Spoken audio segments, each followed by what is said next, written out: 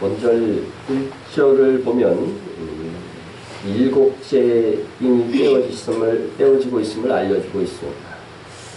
일곱째인을 떼실 때에 하늘이 반시간쯤 고요하더니, 일곱째인은 어린 양께서 떼시는 마지막 인입니다. 6장부터 어린 양께서 하나씩 6개의 인을 딱 떼시고, 그리고 7장에서는 진행이 멈추고 마지막 시대의 비전을 보여주십니다. 그리고 8장에 와서 다시 7째 인을 떼시는 거죠. 그래서 오늘 본문은 원문에서는 그리고 이렇게 시작되고 있습니다. 그래서 6장에서의 진행에 이어서 이제 다시 8장에서부터 역사의 진행으로 들어가는 것입니다. 자, 6째 인까지 6장에서 떼었고, 이제 8장에서 7째 인을 떼시는데, 그 다음 이어지는 것이 이제 일곱 나팔장에, 나팔을 불 때마다 일어나는 일을 기록하고 있고, 그 다음에 또한 7 대접장이 있습니다. 여기에서는요, 어린 양께서 뭐 인을 뗀다든가 개입하는 것이 없어요. 개입하는 것이 없어요. 여보건대 7째 인까지는 하나님의 주권 아래서 어린 양께서 이렇게 그 시기를 저울질 하시면서 떼시지만, 7째 인을 떼신 이후에는 거의 자동적으로 역사의 진행이 이어진다, 이렇게 보는 것이 좋을 것 같습니다. 그렇다면 7째 인이 떼어지면 이미 이제 종말에 대한 주사기는 던져진 것으로 보여지고, 남은 시간은 거의 예측 가능한 시대로 접어든다고 보아야 할 것입니다. 이렇게 볼 때 주님이 다시 오시는 이 공중강림과 지상재림의 일정은 이 7인으로 사실상 종결이 되는 것입니다. 왜냐하면 7인과 7인은 이 7나팔과 7 대접장까지를 다 사실은 포함하고 있어요. 7번째 인에서. 그래서 7인이 떼어지면 특별한 현상이 일어나는 것이 아니고, 우리 화면에 보듯이 단지 7나팔로 전환이 됩니다. 그리고 또 7째 나팔 속에서 또 뭐가 있냐면 7 대접이 있는 거예요. 그러니까 7째 인은 7 나팔과 7 대접을 모두 포함하고 있는 것이다.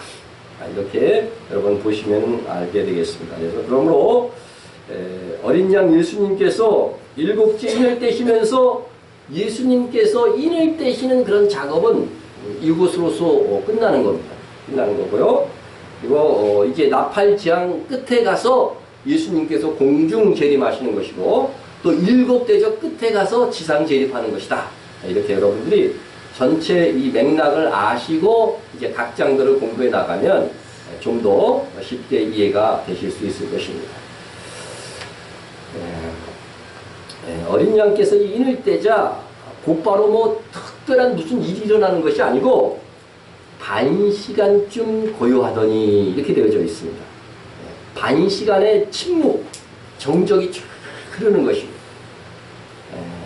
이 반시간쯤은 헬라어로는 호스 헤미오리온으로서 예루살렘 성전에서 향을 피우는 시간을 의미하는 그런 관용어로 비교적 짧은 시간을 의미할 때 이렇게 사용되는 언어입니다.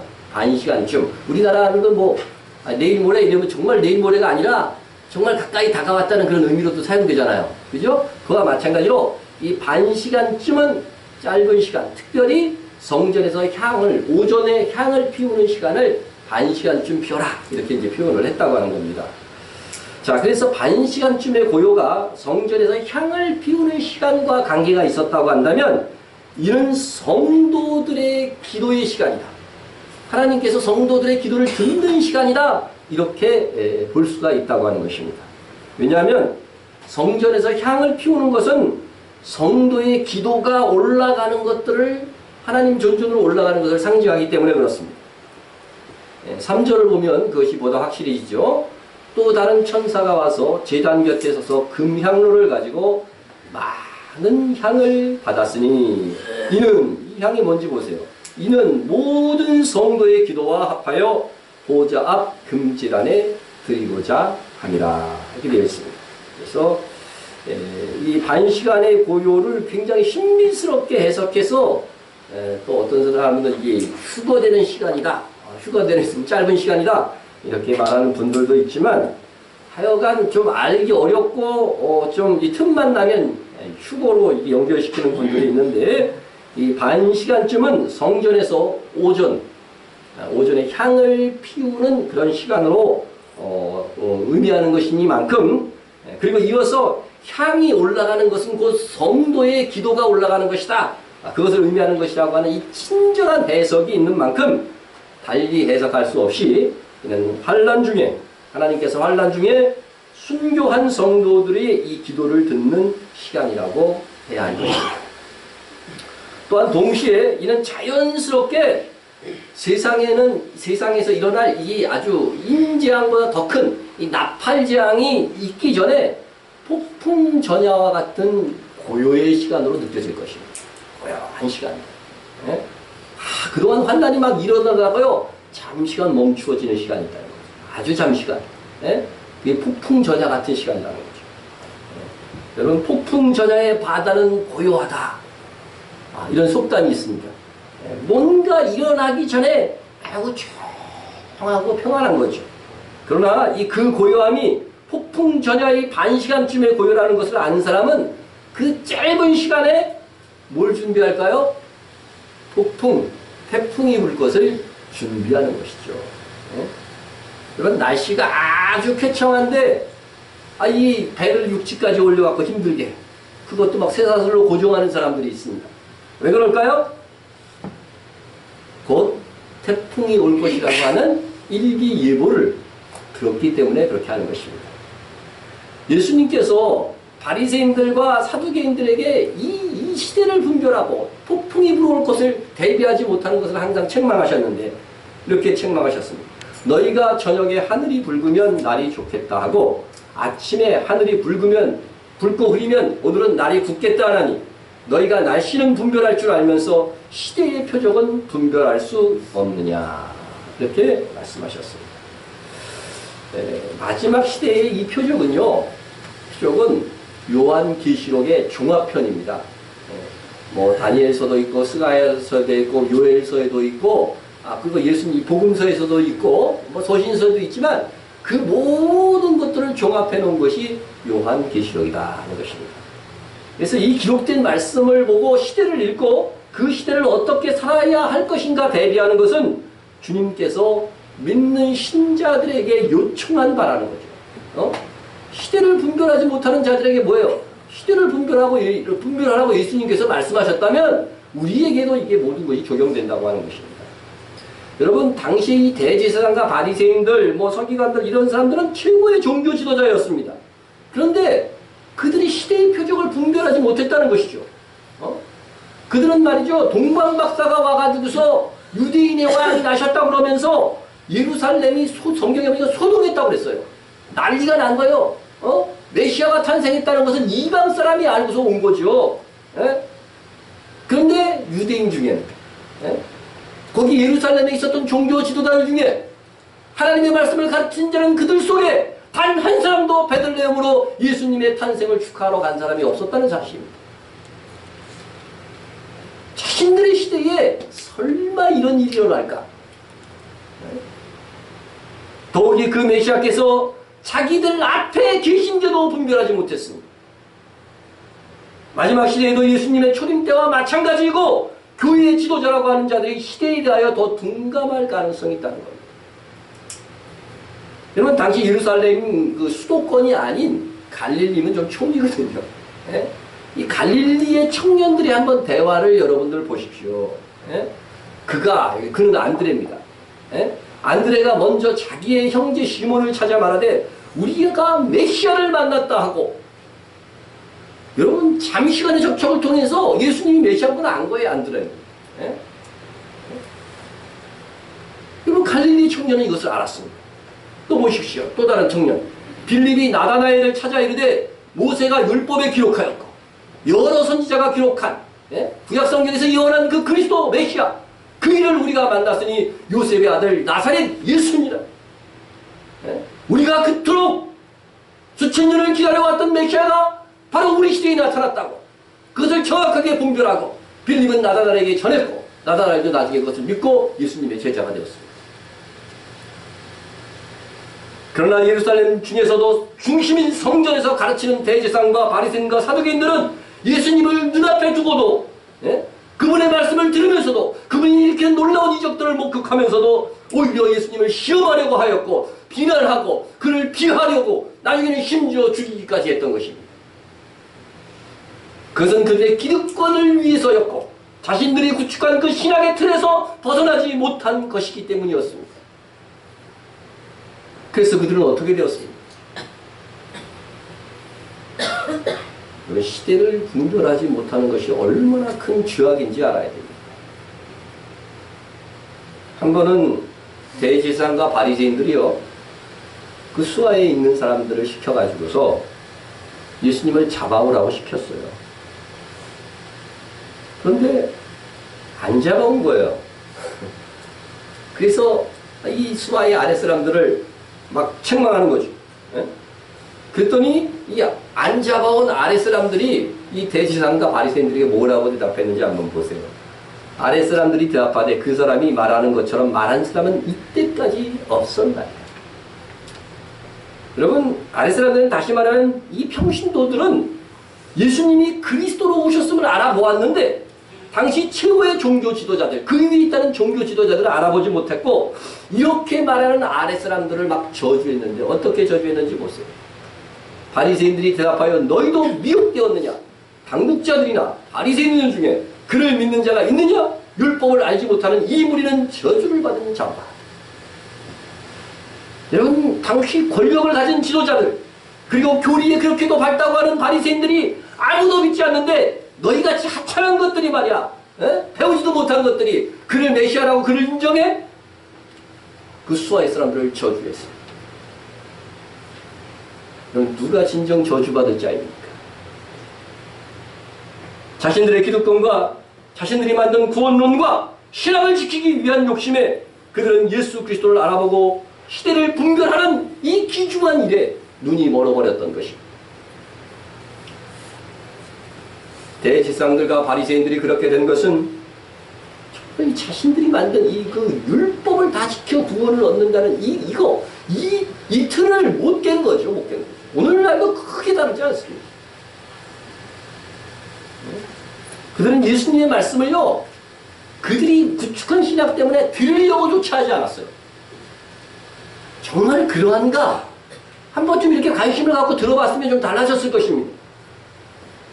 오히려 반박하고 어떻게 해서든지 자기들이 세워놓은 이 신학의 기준은 옳다 인정하고 예수님의 말씀에 대해서 꼬투리를 잡으려고 시험하려고 질문하고 얼마나 그렇게 했습니까? 그러자 그들은 그리스도를 알아보고 시대를 분별하는 눈이 멀어버렸던 것입니다. 반면 대제사장과 바리새인들의 아랫 사람들은 예수님의 말씀에 집중했습니다.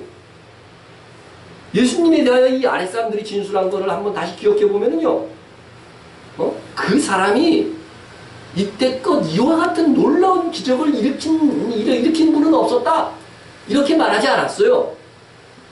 그 사람이 말하는 것처럼 말한 사람이 없었다는 거죠.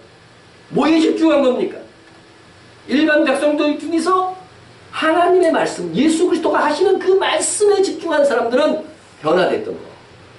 근데 일반 국민들 중에, 백성들 중에서도요, 말씀에 집중하지 않는 사람들이 많았어요. 이적, 예수님이 일으키는 이적에 집중해서 예수님을 따라다니는 사람들은 결국은 예수님을 믿지 않았습니다. 예수께서 권능을 가장 많이 행하신 고을들이 회개하지 아니하므로 그때에 책망하시되, 오히려 예수님께서 일으키는 이적을 보고 열심히 따라다녔던, 예수님을 따라다녔던 자들은 예수님을 구세주로 믿거나 회개하지 않았다는 사실입니다. 이적만 집중하는 곳에서는 오히려 진정한 회개가 일어나지 않은 것입니다. 여러분, 성경은 가르쳐 주기를 믿음은 어디서 난다고요? 들음에서 난다고 그랬잖아요. 들음에서. 이적을 체험함으로써 나는 것이 아니라고. 우리 생각에는 이적 체험하고 기적 체험하면 믿음 집중해질 것이라고 상상하지만, 그건 이미 예수 그리스도를 영접한 다음에는 그럴 수 있어요. 그러나 이적을 체험함으로 예수 그리스도를 구세주로 믿어지는 것은 아니라고. 이게 성경의 진술이잖아요. 지난주에 오셨던 우리 김동철 선교사님 내외가 예배가 끝나고 대화하는 중에 공이 이런 말씀을 하셨어요. 한 10년, 1년 동안 주위에 있는 규모 있는 교회는 다 다녀봤다는 거예요. 근데 매주 설교 제목도 다르고 본문도 다른데 늘 내용을 들어보면 설교 내용은 거의 비슷하다는 거예요. 어떤 내용일까요? 예수 잘 믿어서 복 받지 않은 것. 이 세상에서. 다 뭐 그런 거라는 것입니다. 자기들이 생각하기에는 왜 설교의 제목과 본문이 매주 다른지 모르겠대요. 내용은 똑같은데. 예? 심지어 어떤 그 교회 성도들하고 대화하는데 이런데요. 정말 그 설교를 들으면서 답답하다는 거예요. 갈급한 성도들도 있는 거죠, 그 속에서. 거기에 만족하며 있는 사람도 있지만 정말 이단이라도 가고 싶다는 거예요. 가면 안 되는 줄 안다는 거예요. 근데 맨날 똑같은 설교를 하고 맨날 잘 믿어서 복 받자는 얘기를 하니까 그나마 그래도 갈급한 성도들은요 그런 표현까지 한다는 거예요. 차라리 이단에 들어가서 좀 쇼킹한 걸 듣고 싶다는 거예요. 이런 마지막 시대에도 예수님의 초림 때와 같이 교회 안에는 지도자들이 더 시대에 둔감할 가능성이 높습니다. 그리고 교회 안에 있어도 말씀에 집중하지 않고 이적만 쫓던 자들은 회개하지 않을 것입니다. 우리가 말씀을 통해서 마지막 시대를 분별하고 실천하는 것은 바로 주님이 오실 길을 예비하는 것입니다. 우리는 지금 마지막 시대를 분별하고 오랜 시간 동안 교회의 전통 속에 있었지만 말씀에 비추어 잘못된 것은 하나하나 버리고 있는 중에 있습니다. 그 중에 하나가 우리가 이번 해부터 성탄의 의미를 장막절에 기억하고 12월 25일에 성탄절을 지키지 않고 있는 것입니다. 우리가 성탄절을 교회에서 2000년 동안 줄기차게 지켜온 것으로 하지만은 이전 시대에도 깨어있는 목사와 종교개혁자들은 이 크리스마스라고 하는 이것을 지키기를 금하였음을 우리는 기록에서 찾아볼 수가 있습니다. 그건 찰스 스펄전 목사님의 말입니다. 아마 교회를 제법 오래 다녔던 분들은 목사님들을 설교해서 이 찰스 스펄전 얘기를 다 몇 번씩은 들었을 것입니다. 네? 그런 19세기에 영국의 대부흥을 이룩한 정말 위대한 설교자였습니다. 그분의 말입니다.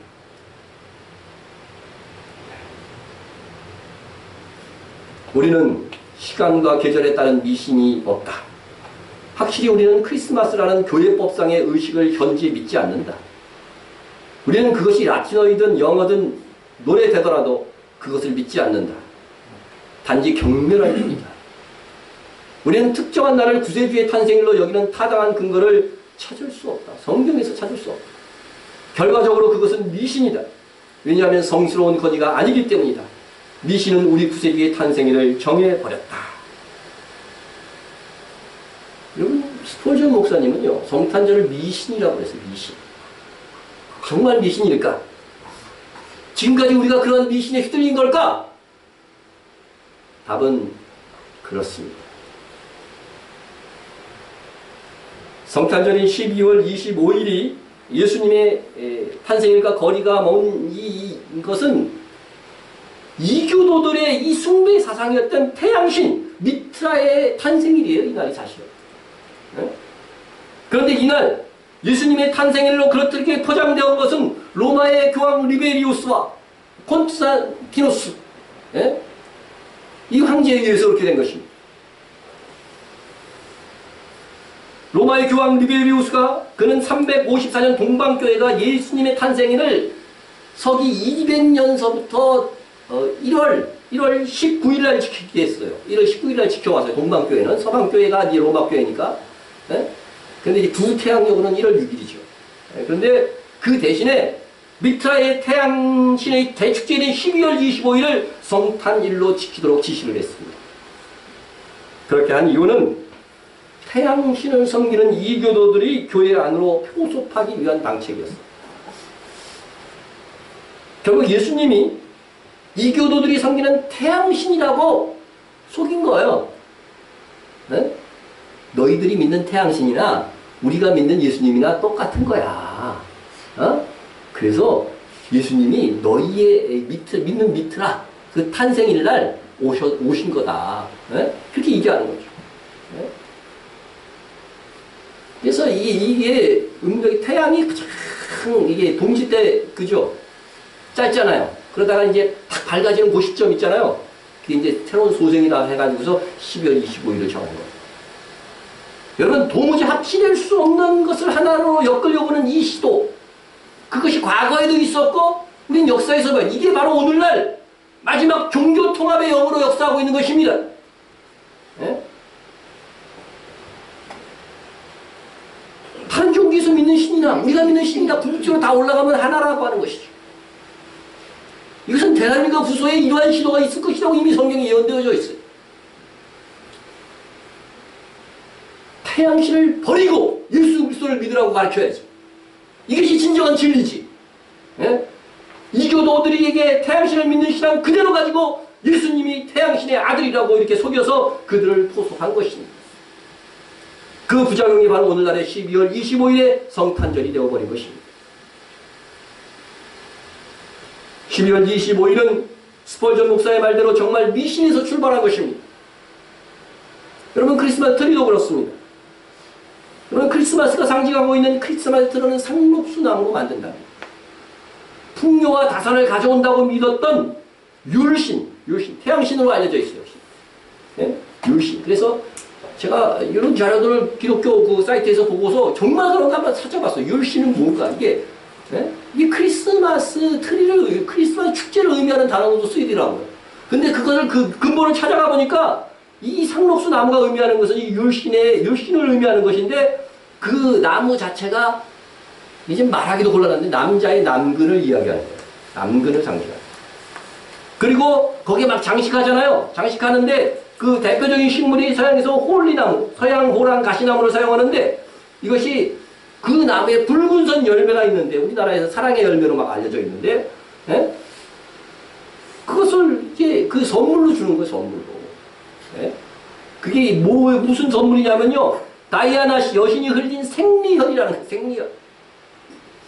그리고 또 겨우살이 열매를 우리는 좀 많이 사용하지 않는 편인데 예? 그 열매인 화이트베리는 태양신이 흘린 정액을 의미한다는 거예요. 그래서 그것을 집 앞에 걸어두면 풍요와 다산의 복이 임한다는 것입니다. 이것을 여러분 어디서 들은 것 같지 않습니까?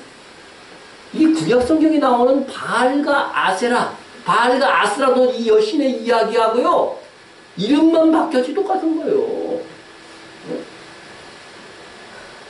그냥 추리들, 이런 것들 전부 다 그런 의미들을 갖고 있는 거예요. 여러분 날짜에서 추리까지 무심코 우리가 행했던 장식했던 것들이 그 의미가 다 이교적인 것에서 온 것임을 알 때 여러분 이거 이렇게 하면서 이렇게 장식하는 의미들을 우리가 알고 있었어요? 모르고 있었잖아요. 제가 다 인터넷에 실제로 찾아봤어요. 이게 정말 그런가?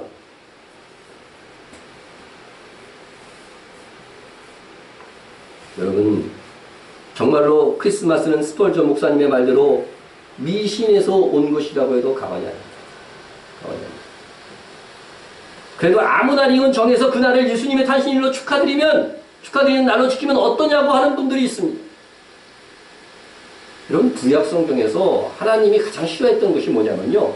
하나님께 나오고 하나님을 섬기는 데 있어서 이방신을 섬기는 방식으로 하나님을 섬기는 것을 절대 금하셨어요. 그런데 이교적인 날짜와 이교적인 추리, 이교적인 방식을 통해서 성탄절을 지켜야 된다고 한다면 그것은 주님 하나님을 화나게 하는 일이라고 하는 사실입니다. 우리가 진정으로 예수님을 사랑한다면 이제라도 이교적인 의미에서 이 성탄절은 탈피해야 됩니다. 인터넷상에 어떤 분이 이런 글을 올렸더라고요. 어느 남편이 아내의 생일인 9월달을 축하하지 않고 옆집 부인의 생일인 12월달을 자기 아내로 생일로 매년 축하해 주었다는 거예요. 있을 수 있는 일인가요? 근데 자식이 보고서 아버지께 질문하기를 아버지 왜 어머니 생일은 9월달인데 옆집 아주머니 생일을 12월 달로 엄마 생일을 지키나요? 그랬더니 아버지가 생일 날짜가 뭐 그렇게 중요하냐. 그날 엄마 생일만 축하해 주면 되지. 그렇게 말하면 자식들은 어떻게 생각할까? 그리고 사람들은 뭐라 할까? 아마 모르긴 몰라도 정상적인 사람들이라고 하면 이렇게 말할 것이다. 남편이 제정신이 아니다. 남편이 옆집 부인을 좋아하는 것 같다. 이상한 집안이다. 등등 그런 말이 나올 것이라고 하는 것이죠. 우리가 천주교에 대해서 성경에도 없는 전통과 유전을 내세워서 모든 비성경적인 주장, 교리들을 만들어냈습니다. 연옥설이라든가 마리아가 하나님의 어머니다, 하늘황후라고 하는 교리가 있어요.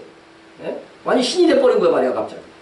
뭐 면죄부라든가 예? 교황무호설이라든가 이런 교리들과 여러 의식들이 그들의 전통과 유전에서 나온 겁니다. 예? 성경에는 없지만 교황과 교황 사이에 이렇게 유전적으로 다 이렇게 전해지는 것이 있었다는 거예요. 그래서 이런 교리가 나왔다는 거예요. 예? 그런데 우리가 그와 같은 차원의 천주교에서 나온 이 성탄절 의식을 굳이 고집해야 되는 이유가 어디에 있을까? 여러분, 성탄절을 크리스마스라고 부르는데요. 이 크리스마스는요, 그리스도와 미사라고 하는, 마스라고 하는 미사에서 나온 단어예요. 합성어예요, 합성어. 그러니까 이것은요, 기독교의 예배도 아닙니다. 이 미사라고 하는 것은요, 예수님의 최후의 만찬을 기념하는 제사의식이에요. 이게 성탄절하고 전혀 맞지도 않는 겁니다. 크리스마스는 로마 카톨릭의 제사의식에 나온 것으로 기독교와 전혀 상관이 없습니다.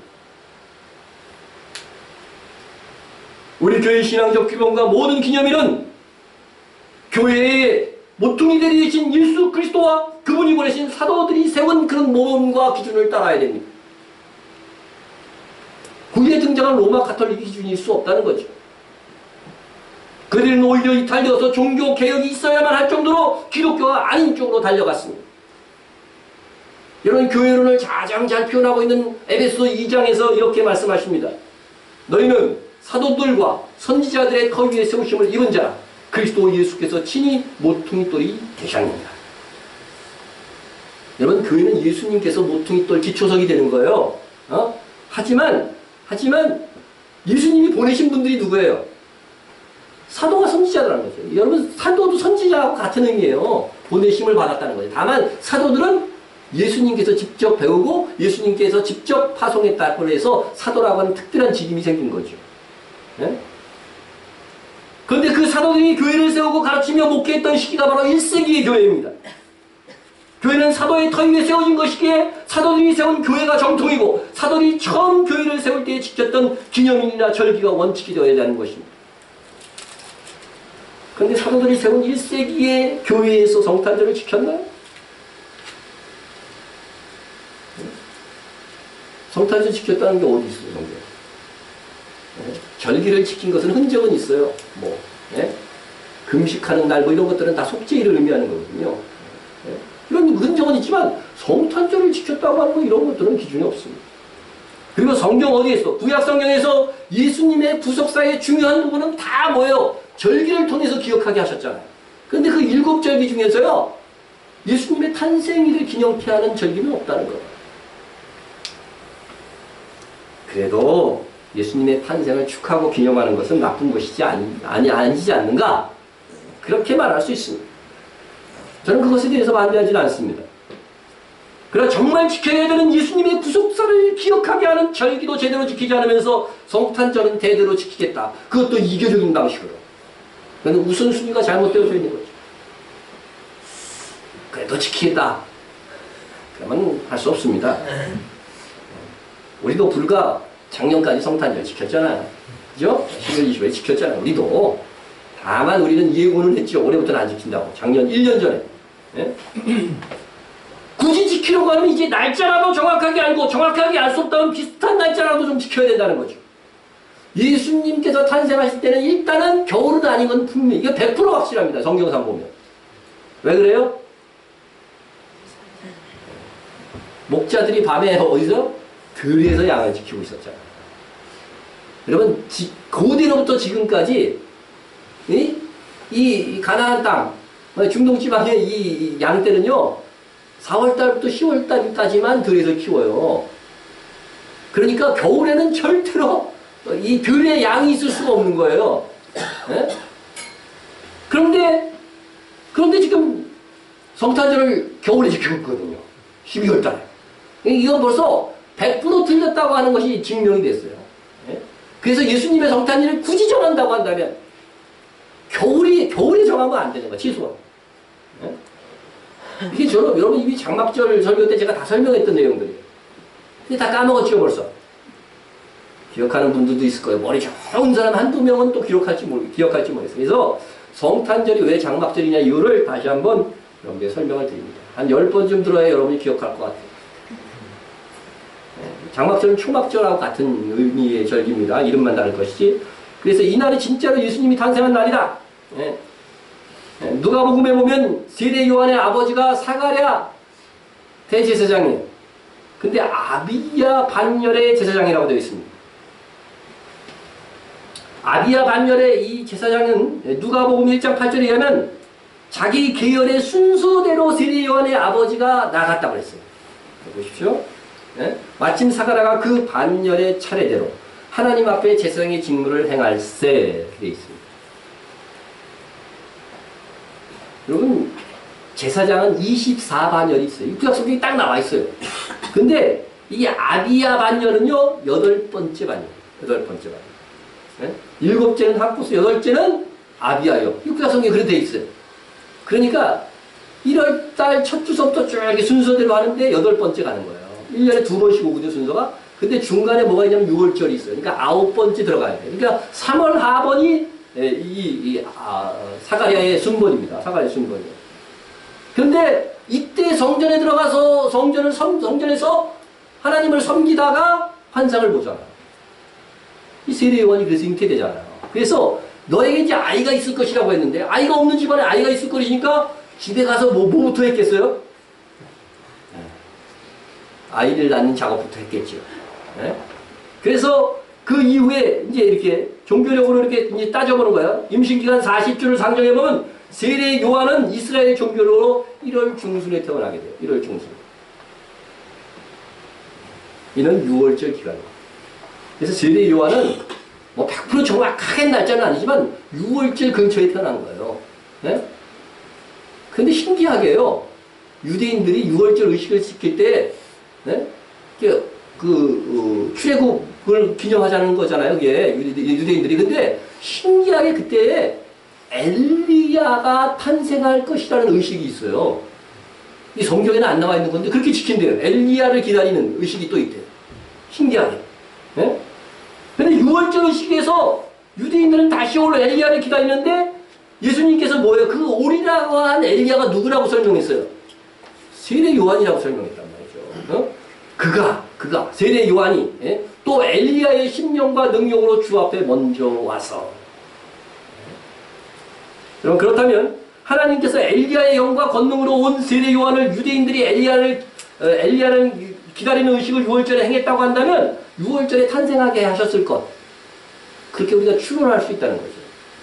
이건 추론이에요. 이건 뭐 정확한 얘기가. 그러나 추측은 우리의 성경의 진술을 따라가 보면 거의 90%, 95%의 정확성을 갖고 있어요. 이렇게 세례 요한이 6월절에 태어났을 찐데 성경에서 예수님은 세례 요한보다 얼마 후에 태어나요? 6개월 후에 태어난단 말이죠. 예수님의 임신, 마리아에게 임신 소식을 전할 때에 보세요. 보라, 내 친족 엘리사벳도 늙어서 아들을 배웠느니라. 본래 임신하지 못한다고 알려진 이가 이미 6달이 되었나니. 그러니까 예수님은요, 세례 요한보다 6살 늦게 태어나셔요. 그러면은 6월절 6개월 뒤가 언제냐? 장막절입니다.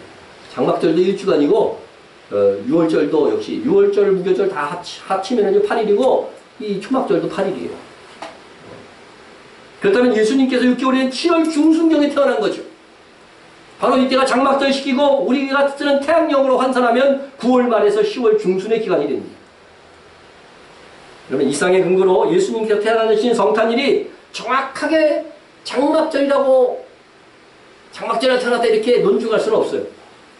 왜냐면 날짜가 왔다 갔다 하니까 거기서 얼마 정도는 여러분 애기 나올 때에 정확하게 예정일날 나오지 않잖아요. 예, 그 얘기를 지금 하는 겁니다. 이렇게 성경을 통해서 예수님의 성탄일이 정확하게는 명시되지 않은 것은 이날을 기념하여 지킬 필요가 없기 때문에 하나님이 그렇게 하신 거라고 저는 보는 겁니다. 다른 절기는 정확한 날짜를 가지고 예수님은 그 날짜에 정확하게 시간과 분까지 지켜가시면서 우리를 위한 구속사를 이루셨어요. 그런데 성탄일은 비슷하게는 알 수 있지만 정확하게 추정을 불가능한 게 하신 것은 그날을 특별하게 지킬 필요가 없다는 것을 의미하는 것으로 보아야 한다는 것입니다. 다만 서운하시다고 한다면 예수님의 생신을 새하늘과 새 땅 그리고 천년 왕국의 영원한 나라를 소망하게 하는 장막절의 한 부분으로서 기억하여 축하하는 것이 맞습니다. 장막절은 무슨 의미예요? 임마누엘의 의미라고 그랬죠. 임마누엘, 하나님이 우리와 함께 장막을 치신다 그런 의미라고 했죠. 근데 예수님께서 이 땅에 오실 때도 역시 뭐라고 그랬어요? 그 이름을 임마누엘이다. 근데 장막절의 말뜻하고 똑같아요. 그러니까 말뜻이 있으면 날짜도 하나님이 맞추셨을 것이라고 저는 보는 겁니다. 그래서 이렇게 소수지만 우리가 이제 꼭 성탄절을 기억하려고 한다면 장막절의 한 부분으로서 이렇게 지켜주면 되겠다. 이미 소수지만 이렇게 하시는 분들이 있고 교회들이 있습니다. 하지만 자기가 소속한 교회가 12월 25일을 성탄절로 지킨다고 한다면 어떻게 해야 될 것인가? 성탄 헌금도 하지 마시고 그냥 안 가면 됩니다. 너무 날 그렇게 할 필요가 없고. 여러분, 성탄절은 예수 그리스도의 말씀을 직접 들은 사도들이 세운 초대교회에서 지키지 않았습니다. 또한 종교개혁자들은 이날을 어떻게 말하고 있었을까? 1574년에 있었던 도르트문트 총회는 성탄절을 폐지하는 이 급진적인 결정을 했습니다. 총회는 사람들이 주일로 만족하기를 권하면서 이렇게 이야기했습니다. 또 16세기 종교개혁자들은 성탄절을 지키지 말아야 한다고 강변했습니다. 그날이 우상화되어 있기 때문에 그렇습니다. 17세기 영국 청교도는 성탄절을 거부했고 영국 의회는 1963년 성탄절을 지키지 못하도록 아예 법령을 제정했습니다. 미국으로 이주해간 청교도들이 역시 성탄절을 지키지 않았습니다. 그 후손들이 지킨 거지. 1659년에 제정된 미사추세츠 법령은 12월 25일을 성탄절로 경축하는 사람들에게 벌금 부과하는 법까지 세웠어요. 여러분, 우리 시대에 정말 다른 이 성탄절의 의미를 되새기고자 하는 이런 시도들이 없었던 것이 아니라는 거죠. 제가 존경하는 아더 핑크 목사님. 아더 핑크 목사님 제가 많이 얘기했죠, 그죠? 네? 정말 당대에는 그렇게 인정을 받지 못했지만 그분이 남긴 모든 저서들을 통해서 오늘날도 많은 사람들에게 거룩한 영향력을 끼치고 있는 분입니다. 저는 아더 핑크 목사님의 모든 책들을 다 샀어요. 아더 핑크 목사님이 뭐라고 얘기했냐면요. 어떤 이들은 크리스마스를 지킴으로 아이들에게 좋은 시간을 갖게 해줄 수 있다고 말할 것입니다. 하지만 왜 하필 그 일이 구세주의 생일을 축하한다는 명분 아래 이루어져야 합니까? 크리스마스 놀이는 성경적인 근거가 전혀 없는 완벽한 세상에 속한 것으로 로마 카톨릭의 이교적인 관례이므로 더 이상 당신이 이 열매 없는 어둠의 일과 교제할 수 없음을 분명하게 말하십시오. 하나님은 서커스나 극장보다도 로마 카톨릭과 프로테스탄트 교회의 우리 개신교를 얘기하는 거예요. 프로테스탄트 교회의 크리스마스 행사를 훨씬 더 가증하게 여기십니다. 성경의 기초적인 진리들을 부인하는 부패한 교회들처럼 당신도 그들의 크리스마스 행사를 따르시렵니까? 저도 오직 말씀 중심을 외친 선배 목사님들의 모범을 따라서 이제라도 늦었지만 우리 교회로 12월 25일 성탄절을 처음으로 지키지 않도록 하는 것입니다. 성탄절을 안 지키니까 서운하다고 하시는 분들이 있을까봐 길게 제가 설명을 다시 드린 것입니다. 그러나 이것은 소문한 일이 아니고 정말로 자랑스러워해야 될 일입니다. 그 정도 수준까지 여러분이 자라가야 돼요. 저는 이것이 마지막 시대에 주님의 정결한 신부가 되고자 하는 작지만 단호한 몸짓인 것입니다. 앞으로 올림픽이나 뭐 이런 것들 너무 관심 갖지 마세요. 그럼 올림픽이 어떻게 개최가 됩니까? 제우스 신인가 하여튼 거기가 가지고서 뭐예요? 성화봉송 해가지고 오잖아요. 이방 신이 그게 준 그 불을 휘어놓고 거기서 일어난 제전들이잖아요. 네? 우리가 이제 지난 시절에 아무 생각 없이 지나갔던 것들도 이제는 그렇게 되면 안 돼요. 정말 주님의 정결한 신부로 작은 것 하나까지도 정결하게 우리가 유지해 가야 돼요. 네? 여러분 역사에서 교훈을 얻지 못하면 실패를 반복하게 됩니다. 지금은 마지막 시대로 더욱 말씀대로 행하여서 우리를 더욱 정결하게 가꾸어야 할 때이기 때문에 그렇습니다. 2000년 전 시대를 분별하지 못해서 예수님의 지책을 받은 그 종교 지도자들처럼은 되지 말자 하는 것입니다.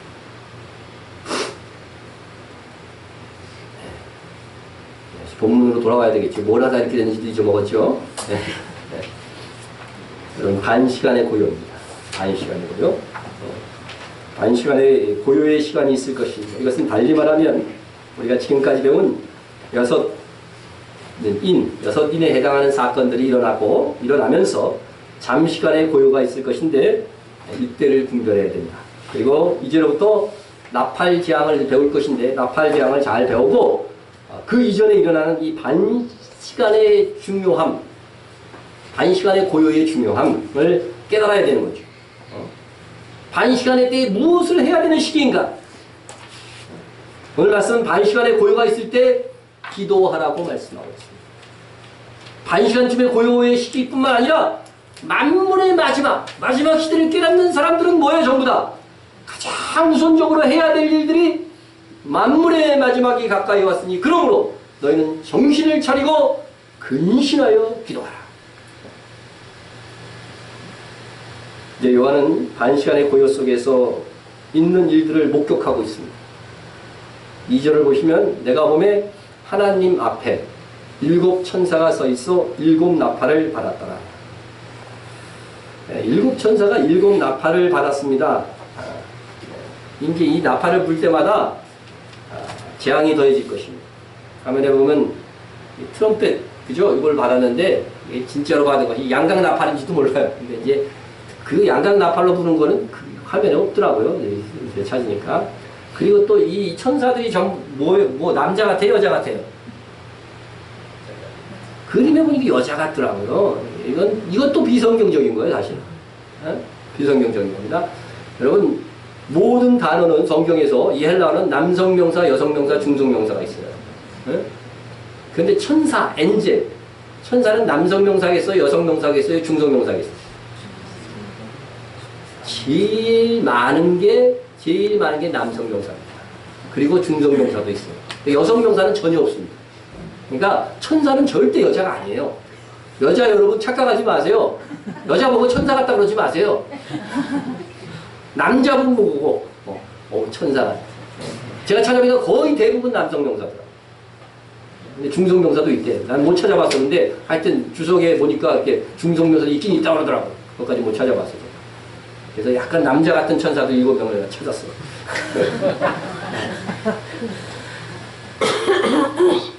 어쨌든 또 이제 이 천사들이 이제 나팔을 불 때마다 이제 이 재앙이 일어나니까 어떤 사람들도 이렇게 생각하는 분들이 있어요. 이 세상에서 일어나는 재앙과 나쁜 일들은 마귀가 일으키는 것이다. 네. 그거는 100% 맞는 말이 아닙니다. 100% 맞는 말. 7 나팔은 하나님께서 누구에게 준 거예요? 천사에게 준 것이고 7 나팔을 부는 것이 천사고 재앙을 수행하는 것도 천사들이에요. 이는 하나님의 심판으로 주어지는 거기 때문에 하나님께서 행하시는 것입니다. 심지어 사람이 죽어서 안 믿고 죽었어요. 악인이 죽었어요. 그러면 그를 누가 데리고 지옥으로 끌고 갈까요? 이게 마귀라고 생각하는 사람들이 있더라고. 마귀라. 예? 제가 오래전에 큰 교회에서 전도 집회 갔는데 연극을 보여주는 거예요.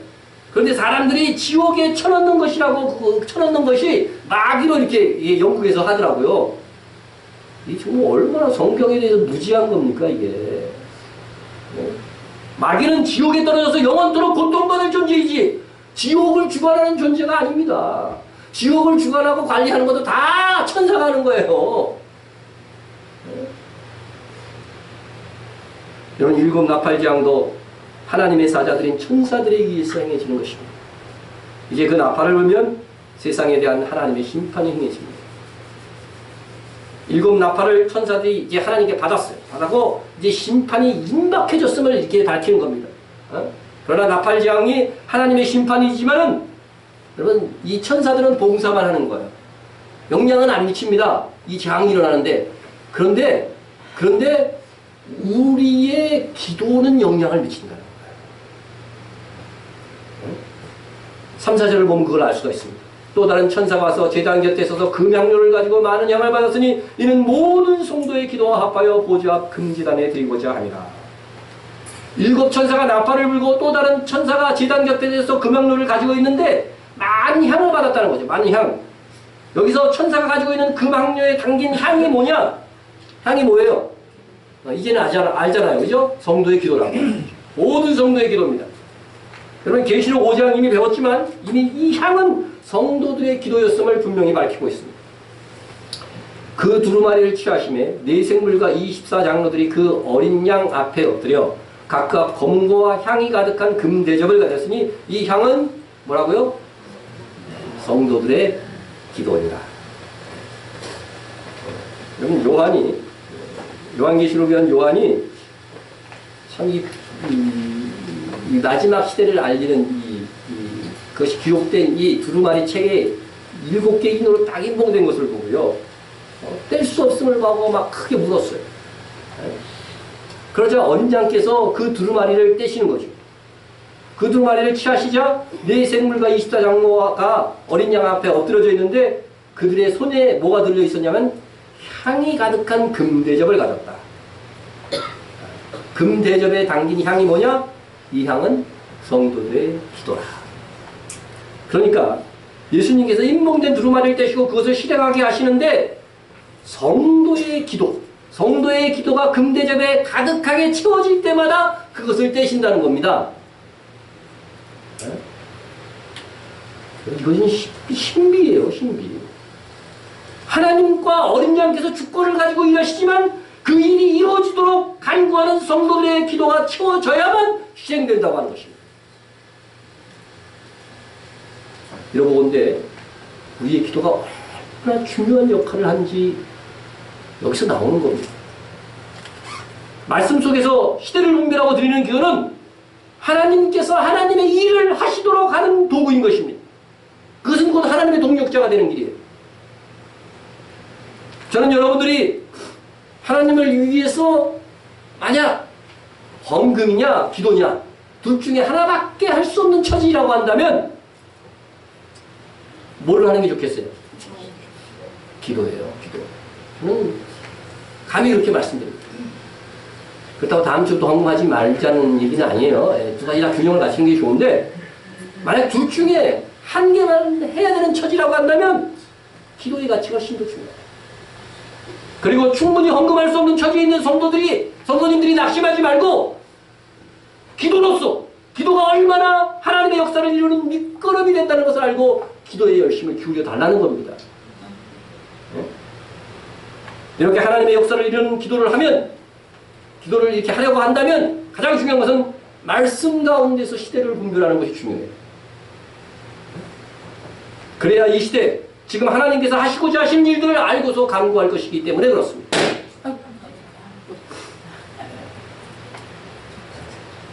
여러분 이것은요 다니엘의 모범을 따르는 것이 좋습니다. 다니엘이 예레미야가 기록한 두루마리 성경을 그 바벨론 포로 시절에 읽었는데 성경을 읽으면서 그가 그 예언서를 읽으면서 그가 살고 있는 시대를 분별하게 됩니다. 나 다니엘이 책을 통해 여호와께서 말씀으로 선지자 예레미야에게 알려주신 그 연수를 깨달았습니다. 곧 예루살렘의 황폐함이 70년 만에 그치리라 하신 것이니라. 다니엘은 예레미야 선지자가 예언한 바벨론 포로로 돌아간 후에 이 바벨론 포로가 된 이후에 70년이 지나면 다시 고국 땅으로 돌아오게 될 것이라고 하는 예언을 어디서 읽었어요? 그의 선지서에서 읽은 거죠. 이런 겁니다. 그리고 다니엘은 자기가 지금 어느 시점에 살고 있다는 것을 깨달은 것입니다.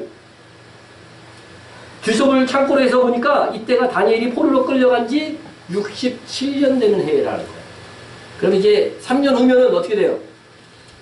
포로에서 해방돼서 고국 땅으로 돌아가게 된다는, 이스라엘 자손들이 돌아가게 될 것이라고 하는 그런 말씀인 거죠. 여러분, 이것은 하나님께서 선지자를 통해서 예언한 것이니까 이루어지겠어요? 안 이루어지겠어요? 100% 이루어집니다. 100% 이루어져요. 이거는 연수까지 정확하게 예언된 거기 때문에 이건 고쳐질 수가 없어요. 근데 다니엘이 해방의 때가 왔음을 알고 나서 이게 하나님께서 약속한 것이니까 이것이 이루어질 것이다 하고 막 동족한테 가갖고 여러분 준비하고 기뻐해라 막 이렇게 한 것이 아닙니다. 그가 무엇부터 합니까? 시대를 분별하고 무엇부터 하였습니까? 다니엘은 해방의 때가 다가오고 나갖고 결심한 것이 그 다음 절에 기록되어져 있는데, 내가 금식하며 배옷을 입고 죄를 덮어쓰고 주 하나님께 기도하며 간구하기를 결심하고.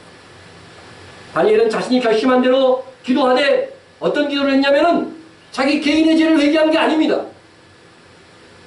자기 민족의 죄, 자기 조상들의 죄까지 다 담당하면서 회개한 겁니다. 여러분 기도하실 때 우리 아버지 죄를 용서해 주세요. 네? 우리 할아버지 죄를 용서해 주세요. 이렇게 기도했어요? 다니엘은 아예 그 높은 조상들의 죄까지도 다 지금 회개합니다. 네? 우리는 이미 범죄하여 패역하며 행악하며 반역하여 우리 주의 법도와 규례를 떠났사오며 우리가 또 주의 선지자들이 주의 이름으로 우리의 왕들과 우리의 고관과 조상들과 온 국민에게 말씀한 것을 듣지 아니하였나이다 하면서 긴 회개의 기도를 드립니다. 시대를 분별한 다니엘은 먼저 우리의 죄를 회개했습니다. 이것은요 신구약에 흐르는 이 기도에 대한 모본이에요. 우리 주님께서도 우리에게 기도를 가르쳐 주실 때 뭐라고 기도를 가르쳐 주셨어요? 우리의 죄를 사하여 주옵소서. 그렇게 기도하라. 내 죄를 사하여 주옵소서. 그것보다 더 중요한 것이 우리의 죄라는 거죠. 우리가 우리에게 죄 지은 자를 사하여 준 것 같이 우리 죄를 사하여 주옵시고. 우리는 내 죄 회개하기도 지금 바쁘죠. 네? 그것도 안 하고 있는 분들도 많고. 네? 주님은 나의 죄는 기본으로 깔고 우리의 죄에 대해서 회개하는 거죠. 다니엘은 그렇게 우리의 죄, 우리 동족의 죄, 네? 그것을 회개하고 난 다음에 비로소 이스라엘의 회복에 대해서 강구했습니다. 예언되었으니까 그대로 이루어질 것이다 이렇게 생각하지 않았습니다. 그는 뭐예요? 이스라엘의 회복을 위해서 기도했어요. 말씀대로 기록한 대로 이루어지기를 기도했다는 것이죠. 이것이 우리에게 얼마나 중요한 원리를 얘기해주고 있는 것입니까? 하나님의 예언은 바로 우리가 그 시대를 산다고 한다면 그 시대의 성도들이 기도함으로써 성취된다는 거죠. 그렇자 다니엘이 그렇게 기도하자 하나님께서 가브리엘 천사를 보냅니다. 그래서 이스라엘 회복에 대한 스케줄을 쫙 제시하는데, 당시의 이스라엘 회복뿐만 아니라 놀라운 것은 끝날 마지막 시대에 있을 이스라엘의 회복에 대해서도 함께 예언해 주셨다는 것입니다. 그러니까 다니엘의 이 모범은요 마지막 시대의 모범도 된다는 거죠. 그게 유명한 71회의 비밀이에요. 그래서 다니엘서는 구약의 계시록이라고 할 만큼 마지막 시대를 향한 예언으로 가득 차 있습니다. 그렇다면 다니엘이 이스라엘 회복을 위해서 취한 태도를 통해서 하나님께서 우리에게 마지막 시대를 사는 우리에게 취해야 할 태도가 무엇인가를 가르쳐주고 있는 것입니다. 마지막 시대를 사는 우리에게 진정한 회복이 이루어지는 주님의 재림을 어떻게 준비할 것인가 다니엘의 모범을 통해서 우리에게 알려주고 있다는 것입니다. 다니엘은 마지막 시대를 분별한 우리들이 가장 먼저 어떤 행동을 취해야 할지를 그의 삶을 통해서 본을 보여주었습니다. 먼저 우리는 우리 죄에 대하여 회개하며 주의 정결한 신부가 되어야 하는 것입니다. 그러나 그 회개가 나 차원을 넘어서 나 개인의 차원을 넘어서 우리의 차원으로 나아가야 돼. 내 가족, 내 교회, 내 나라, 그리고 전 세계 그리스도인의 차원까지 우리의 회개의 영역을 넓혀가야 된다고 하는 것입니다.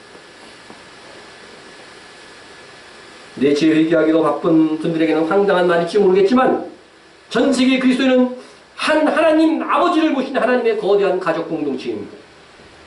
먼저 여러분 내 가족부터 시작해보세요. 우리 교회 식구들부터 한번 시작해보세요. 이러한 기도가요, 주의 길을 예비하는 첫걸음, 첫 단계인 겁니다. 그리고 그 다음 회개의 영역을 점점 넓혀가는 겁니다.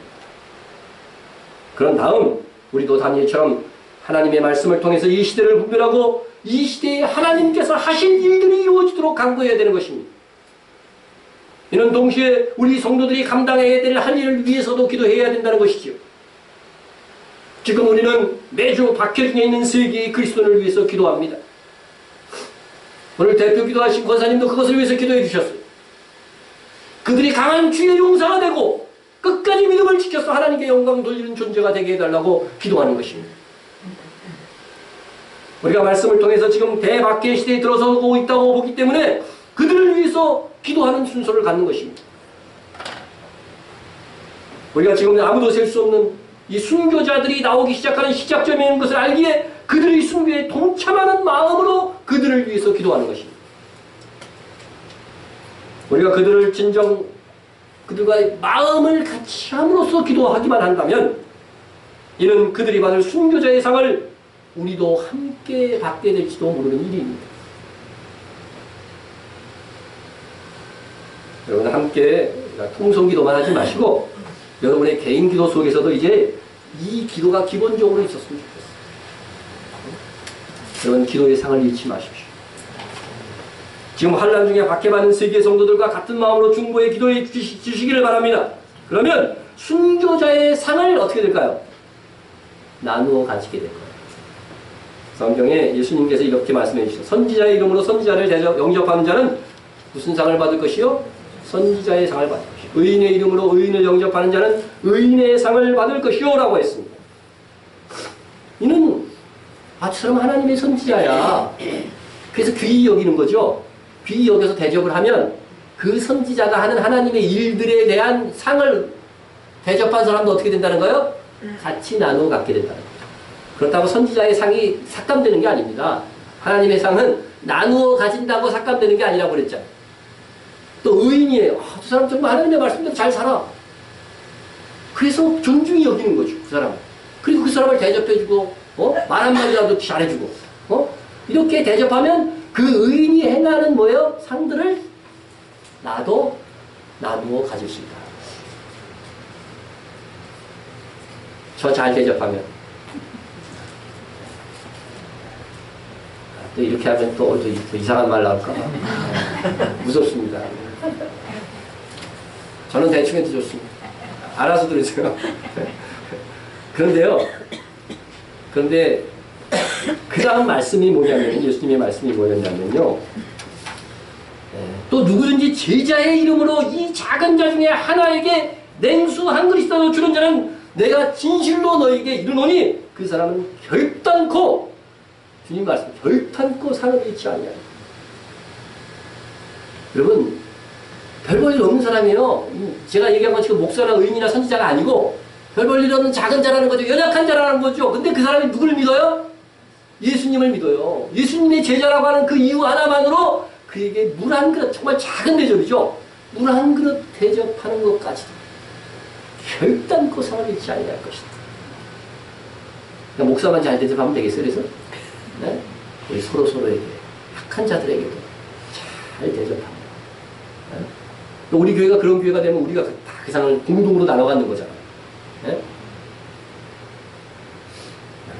정말 이 귀한 상을 기대해야 됩니다. 그렇다고 한다면 우리가 순교를 강요하고 신앙생활하는 저 중동지방과 지금 아프리카 뭐 이런 성도들 그들을 위해서 축복해주고 그들의 우리의 믿음을 지켜서 하나님께 영광 돌리는 존재가 되게 해달라고 기도한다고 한다면 그 순교자의 상을 우리가 일부분 나눠 가질 수 있다는 것입니다.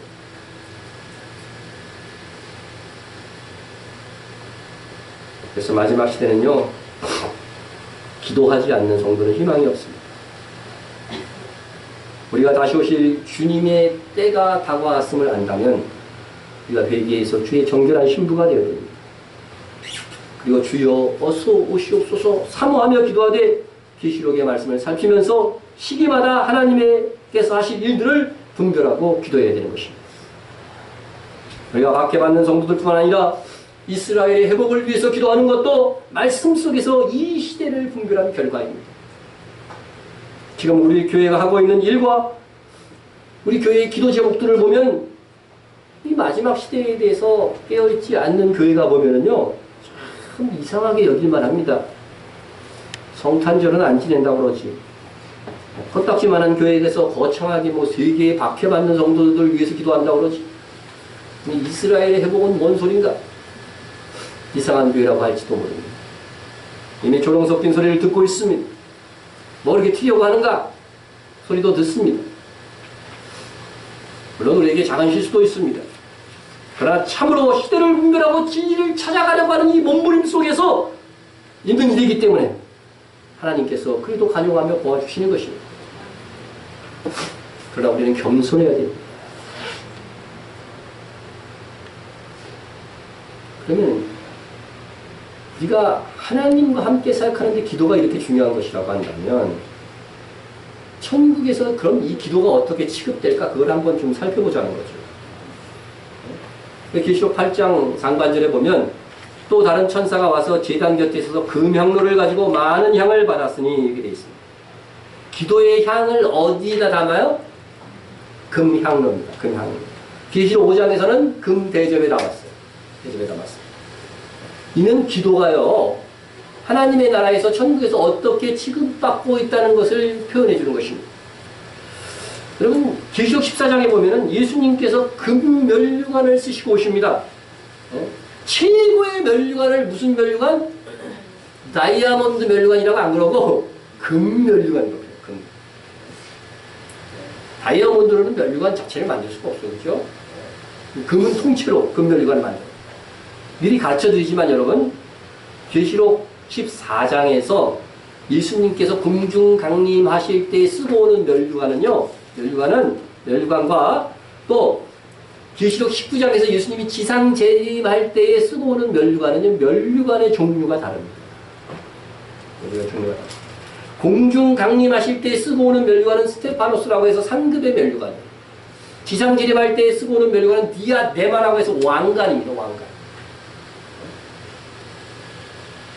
그럼 왜 예수님께서 공중 강림하실 때, 지상 재림하실 때에 쓰고 계신 면류관이 다른 것이 우리나라 한글에는 똑같죠. 근데 원어에는 틀려요. 그래서 14장을 살필 때 우리가 이것에 대해서 설명하겠지만 왜 다를까? 여러분이 묵상해 보면은요, 답이 얻어질 겁니다. 그런데 오늘 중요한 것은 예수님께서 공중 강림하실 때 쓰고 오시는 스테파노스의 면류관은 무슨 면류관? 금면류관. 금면류관. 내가 보니 흰 구름이 있고, 공중이죠. 그러니까 구름 위에 인자 같은 이가 앉으셨는데 그 머리에는 금면류관이 있고 그 손에는 예리한 낫을 가졌다. 혹시 걷어드리려고, 성도들 휴가한 성도들 걷어드리려고 낫을 가졌다. 예수님께서 면류관 중에 최고의 면류관을 쓰신 거겠죠. 이건 당연하겠죠. 근데 최고의 면류관을 무슨 면류관? 금면류관으로 표현했다는 거죠. 그러면 하나님의 나라에서도 이 상징적인 것일지 모르겠지만 이 금은 가장 최상의 것을 나타내 준다는 거죠. 그런데 성도의 기도를 천사가 계시록 5장에서는 금대접, 8장에서는 금향로에 담아서 하나님께 드리는 것으로 나옵니다. 이는 하나님의 나라에서 우리의 기도가 어떻게 취급되고 있다는 것을 여실히 보여주는 거예요. 우리의 기도가 금향로에 담겨져 최상의 것으로 다루어지고 있는 것입니다. 여러분이 집에 혹시 금대접 가진 거 있으세요? 너무 무리한 걸 물어보나 내가? 금대접을 가졌다면 거기에 뭐 담아놓고 싶으세요? 제가 예상하기에는 금대접도 없겠지만 있다 해도 아무것도 희스날까봐 아무것도 안 담아놓을 것입니다. 금대접 자체가 귀한 거니까. 예? 감히 아무것도 담지 않고 그 그릇만 그냥 애주중지할 거예요. 여러분, 금대접, 금향로는 그 자체로 귀합니다. 그런데 우리의 기도가 금향로보다 귀해서, 예? 금향로에 담기는 것입니다. 항상 그 안에 있는 물질이 귀중하잖아요. 여러분, 보석 상자가 더 귀중해요? 보석이 더 중요해요? 보석이 훨씬 더 중요하죠? 보석 버리고 상자만 갖고 다닐래요? 그런 사람은 없잖아요. 그와 같이 금향로보다 훨씬 귀하기 때문에 그 금향로 안에 기도가 담기는 거예요. 기도가 담기는 거예요. 여러분, 그래도 기도하지 않겠습니까? 기도하지 않고 금그리 신자가 되기를 원하는 것은 말도 안 되는 모습입니다. 요즘 많이 인터넷에서 희자되는 신조어가 뭐냐면요, 수저 계급론이에요. 수저 계급론. 이것은 이제 나이 든 이제 부모죠. 부모의 재력을 나타내는 말로 사용되는데, 부유한 재력가 자식은 금수저를 물고 태어났다 하고, 금수저는 아니지만 물려받은 유산이 좀 있고, 중산층은 은수저, 평범하면 동수저, 생계가 어려우면 흙수저. 부모의 재산으로 계급이 결정되는 오늘의 슬픈 자아사회입니다. 그래서 사람들마다 말이 금수저는 얼마큼이거나 기준을 정해놨더라. 그러나 제가 흙수저라고 해도 저는 조금도 위축되지 않을 것입니다. 여러분도 그렇죠? 여러분 위축되는 것 같은데 보니까? 기도할 수 있는데 왜 걱정하십니까? 기도하면서 왜 염려하십니까? 여러분, 우리가 하나님의 뜻을 이루어가는 기도를 하고 있다고 한다면 여러분은 하나님 나라의 금수저로 등록되는 것입니다. 돈이 없어도 됩니다. 우리의 기도가 너무나도 귀해서 금향로 금대접으로 담긴다는 사실이 여러분에게 정말 위로가 되기를 축원합니다. 그것도요, 기도하지 않으면 뭐예요? 말짱, 도루묵입니다. 기도를 해도 그저 다고다고 정욕을 채우기만 기도를 하면 그것도 소용이 없어요. 하나님의 말씀을 통해서 하나님께서 하시고자 하는 그 일을 기도하에 나간다고 한다면 금면류관을 받게 될 것입니다. 우리 모두가 금면류관을 받는 주인공이 되기를 위해서 말씀을 따라서 기도하시기 바랍니다. 강단에서 분별하고 기도 제목으로 선포하는 것을 함께 기도하시면 여러분들도 하늘 보아의 상을 쌓는 것이 되는 겁니다. 우리가 이렇게 금보다 귀한 기도를 드리면 천사가 모아갖고 하나님께 드립니다. 천사가 중보하는 게 아니에요. 천사는 봉사만 하는 거예요. 네. 이는 모든 성도의 기도와 합하여 보좌 앞 금제단에 드리고자 합니다. 그러니까 이게 보니까 다 금이라, 그죠? 네? 하늘나라의 이 제단은요, 금제단, 노제단이 아니에요, 지상제단. 여기서 모든 성도의 기도란 이미 순교한 자들의 기도, 계시록 6장에 나오죠. 지상의 환난 중에 있는 성도들의 간구를 모두 포함하는 것이죠. 그래서 6장에서 우리는 순교자의 기도를 살폈습니다. 다섯째 인을 떼실 때 내가 보니 하나님의 말씀과 그들이 가진 징구로 말미암아 죽임을 당한 영혼들이 제단 아래에 있어. 그죠?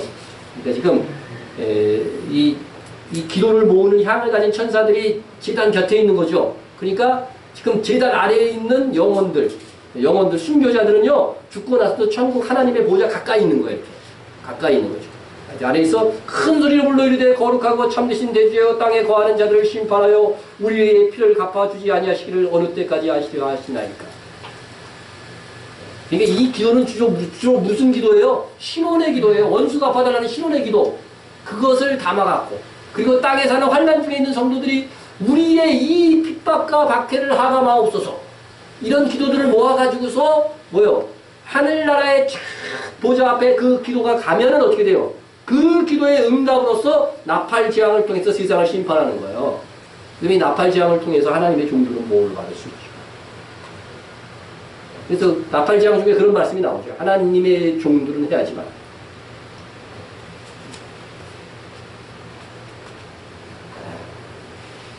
그렇다면 임지향이 펼쳐지는 현실 속에서 엄청난 박해가 이루어지고 있는 것입니다. 여러분 무슬림의 그 박해가 테러가 얼마나 극심한지 여러분 정말 기독교 국가라는 곳에서 정말 지금 이게 침묵하고 있는데 버스가 막 달리고 있어요. 근데 무슬림 테러 집단들이 와갖고 버스를 세우게 합니다. 다 내리라고 그래요. 내리라고 그래요. 그래가지고서 그 꾸란 그 경전을 외워보라고 그래요. 신앙 고백해보라고 그래요. 기독교인들은 고백이 안 되잖아요. 알지도 못하지만 서로 분리하는 거야, 분리하는 거야.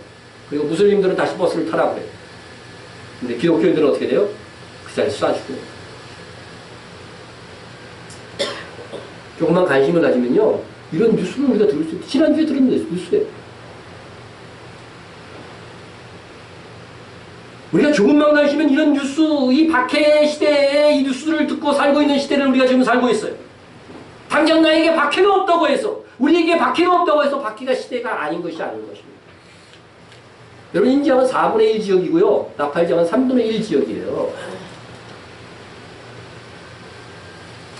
그나마 자유를 가지고 믿는 우리 이쪽에 있는 이 성도들, 우리가요, 정말 환난 중에 있는 성도들과 마음을 같이 해서 그들을 위해서 중보 기도해야 될 책임이 있는 거예요. 여러분, 우리의 가족 중에 누가 지금 그런 환난을 당하고 있다고 한다면 우리가 얼마나 기도하겠어요? 같은 하나님의 가족이라고 한다면 우리가 그들을 위해서 그들의 심정으로 기도할 줄 알아야 돼요. 마음이 안 생기면 그 심정을 달라고 좀 기도했어요. 하세요. 이렇게 순교한 성도들의 기도와 아직 땅에 박해 중에 있는 모든 성도들의 기도가 모아져서 하나님 앞에 금지단에 탁 드려지는 것입니다. 향연이 성도들의 기도와 함께 천사의 손으로부터 하나님 앞으로 올라가는지라.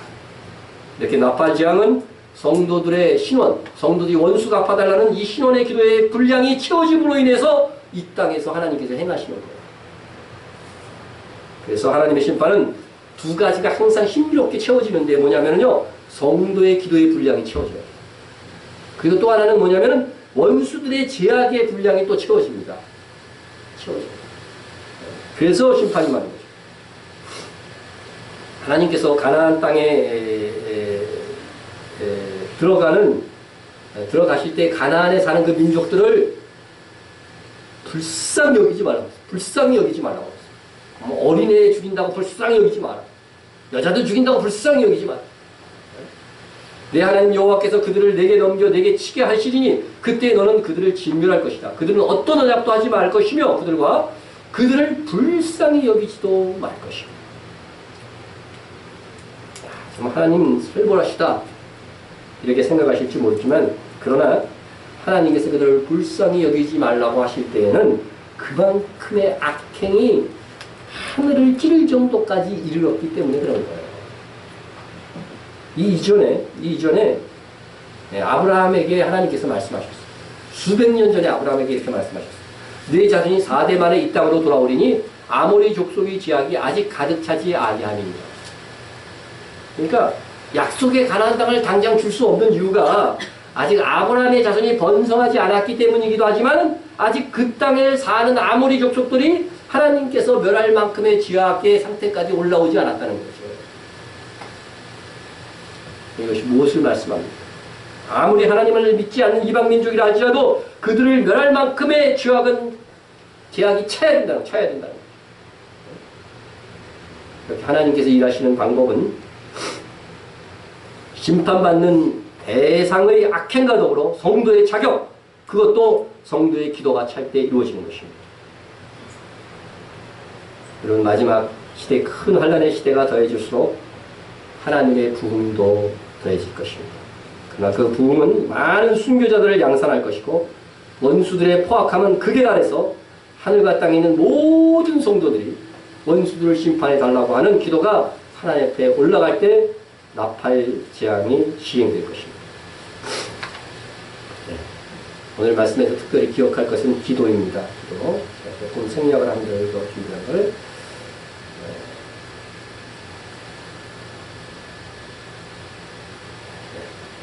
기도인데 여러분 오늘 말씀에서 기도하는 성도에게 마지막 시대에 하나님의 동력자가 될 수 있는 길이 열리게 될 것입니다. 얼마나 영광스러운 이치입니까?